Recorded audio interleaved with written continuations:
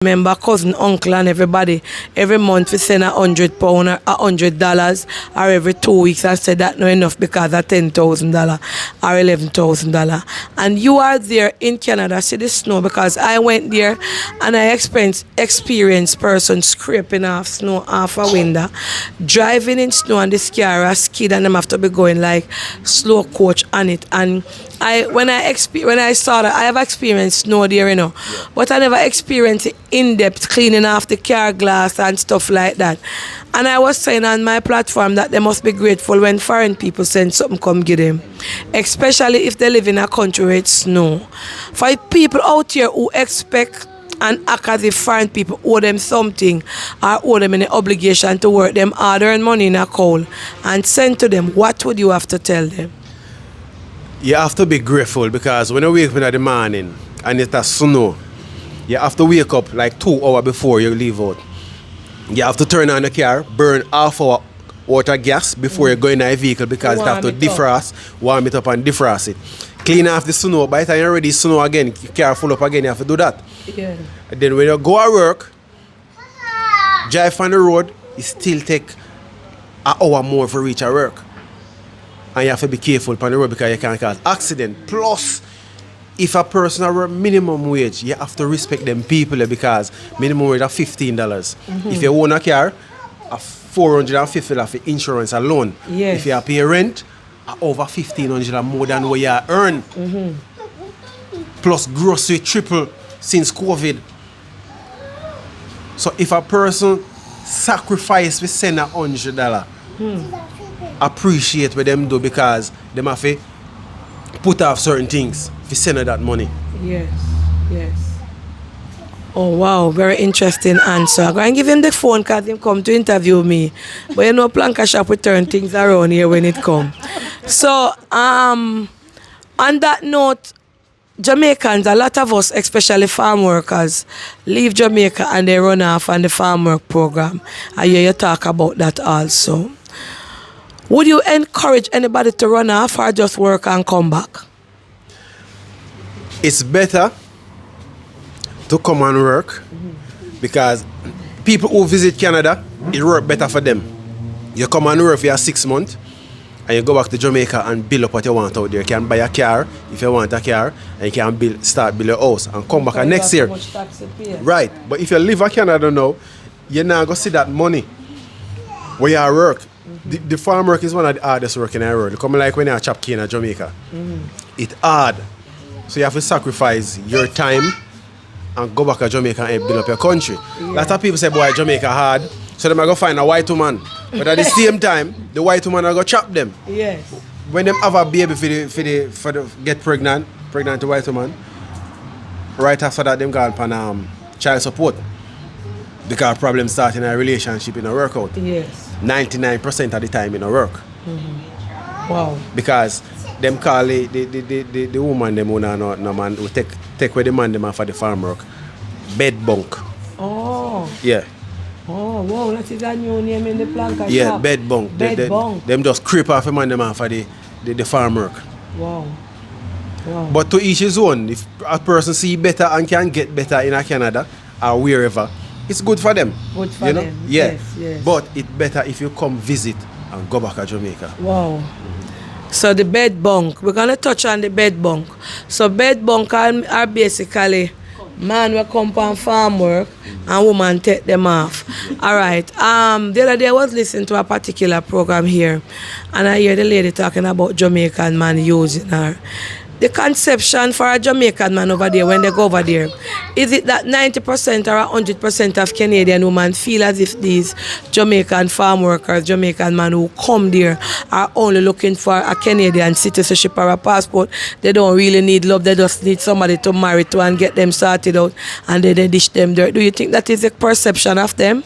No, that is not the perception, because there's a good man from Jamaica who come up here would really looking for love and need love. But what they see on social media from these ladies, and when them go in at them house and how them behave, is a whole different ball game.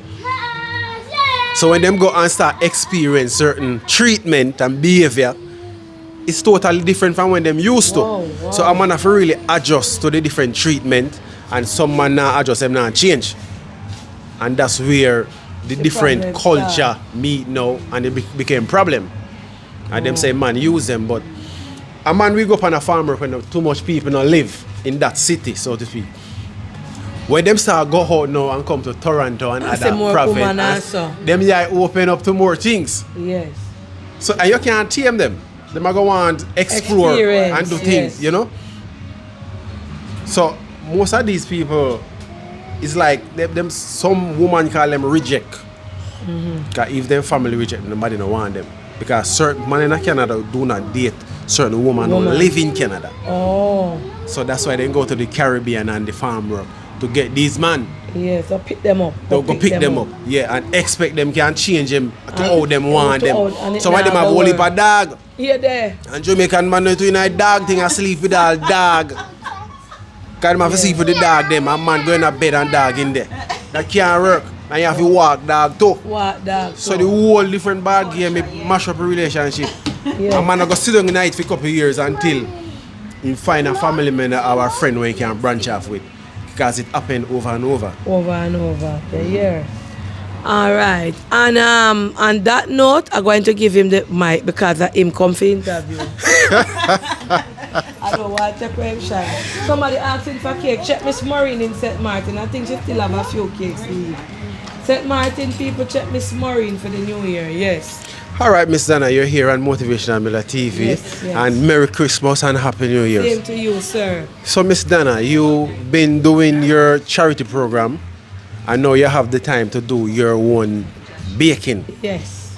How is the business going since COVID? Because there's a lot of things changed since COVID. Yes, bye. Sorry about that interjection.